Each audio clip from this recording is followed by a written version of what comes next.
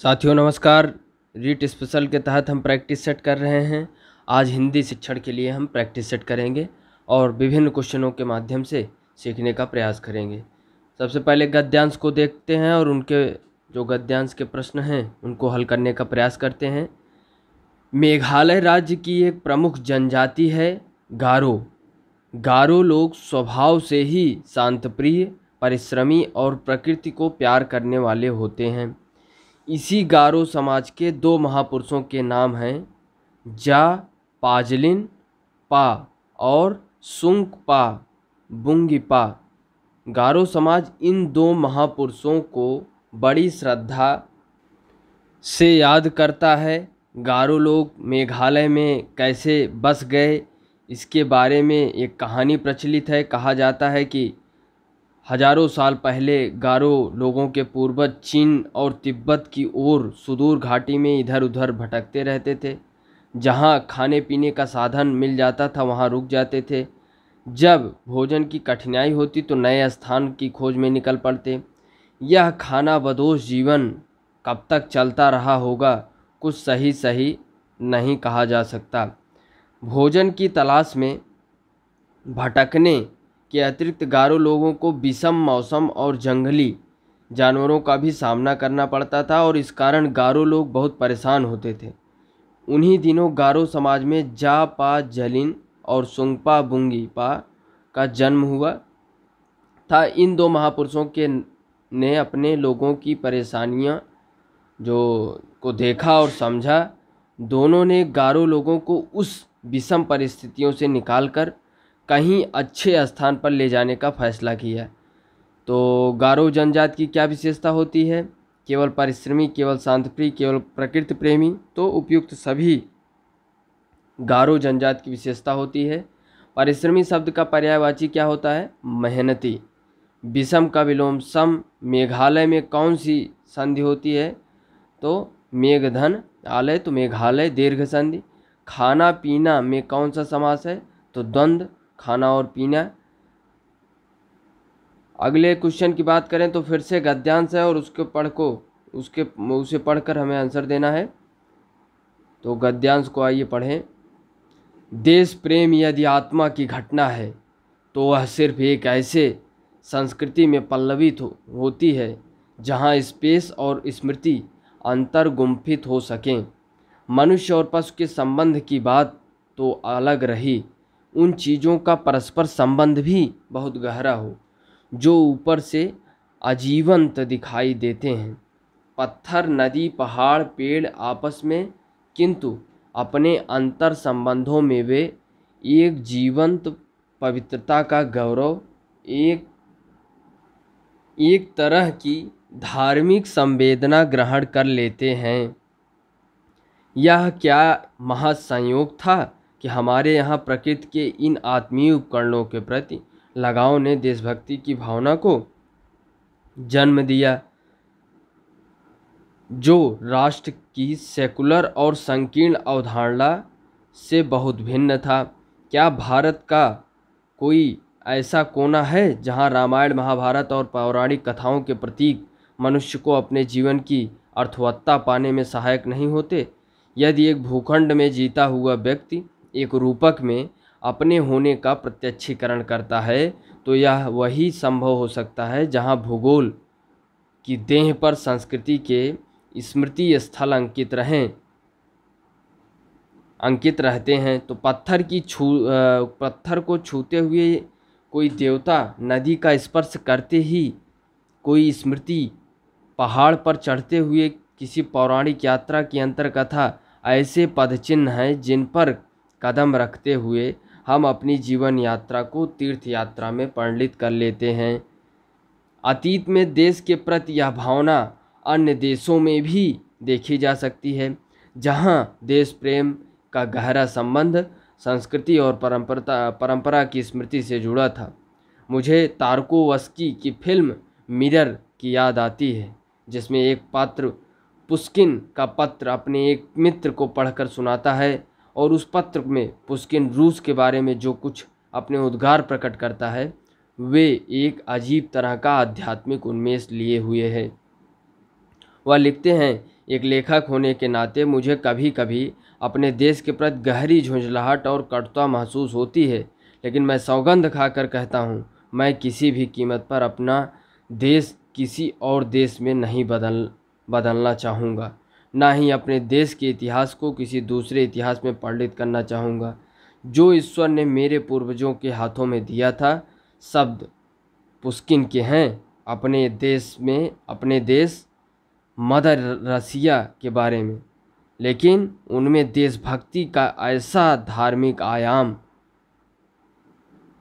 उसमें देशभक्ति का ऐसा धार्मिक आयाम दिखता है कि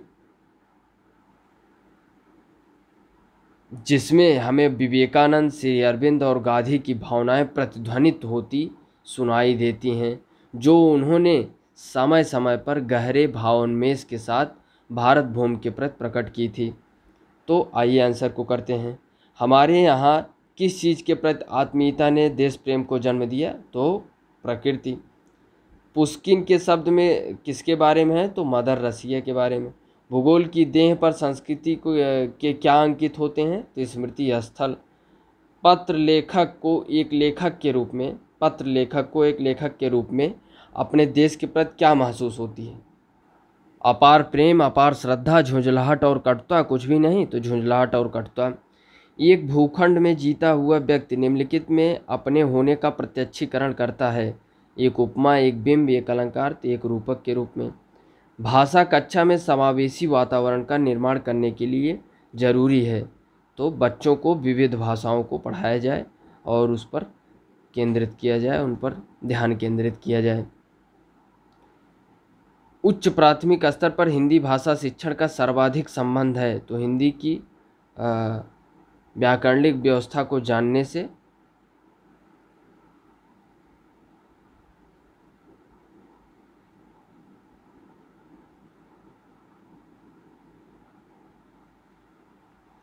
किस तरह के बच्चों को हिंदी भाषा सीखने में अधिक कठिनाई का सामना करना पड़ेगा, जिनकी मातृभाषा हिंदी से भिन्न है।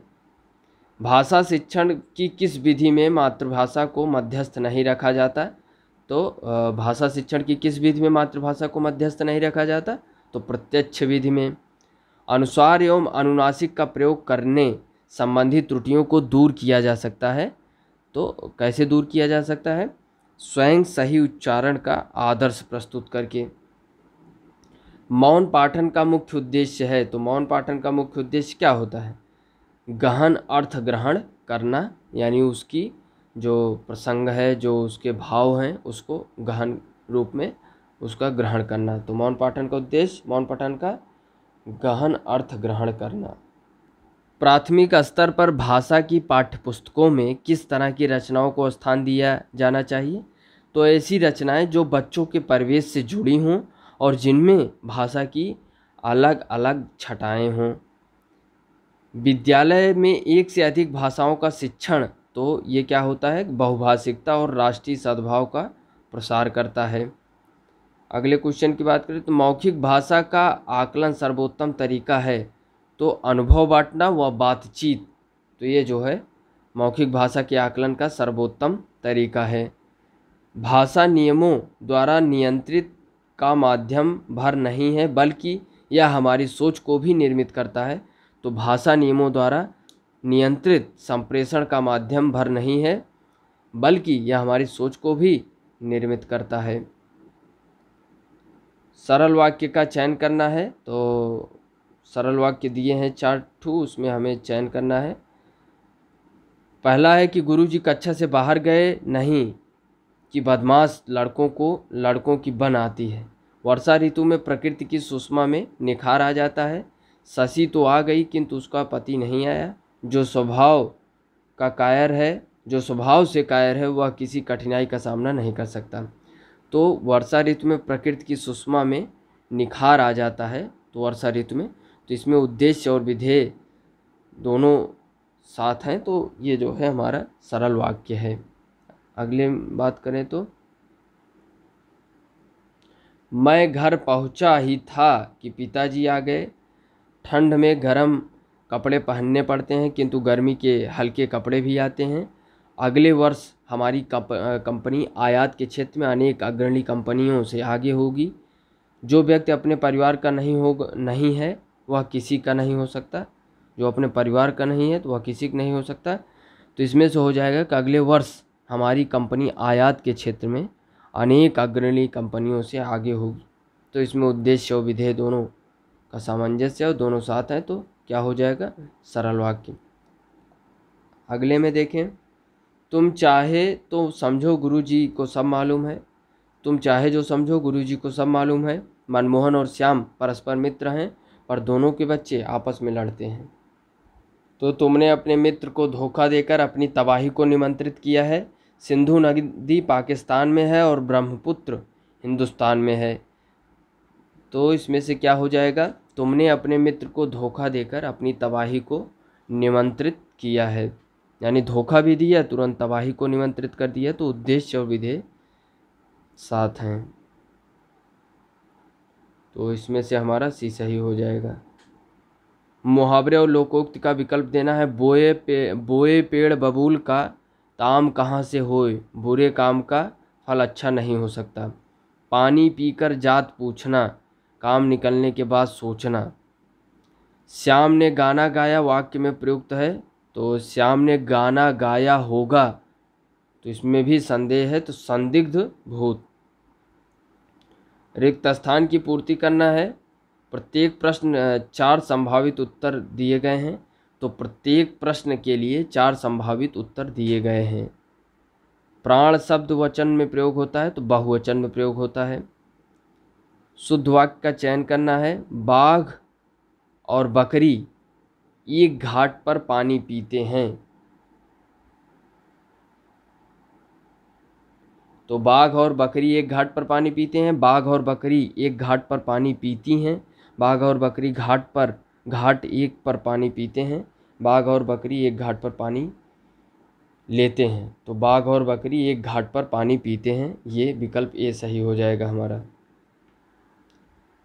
अगले विकल्प बात करें तो सत्य का विजय होता है, सत्य का विजयी होता है, सत्य का जीत होता है, सत्य की विजय होती है, तो हो जाएगा सत्य की विजय होती है। तो साथियों, ये रहा हिंदी का हमारा महत्वपूर्ण क्वेश्चन। आगे भी हम हिंदी विषय के लिए प्रैक्टिस सेट करेंगे। धन्यवाद। जय हिंद।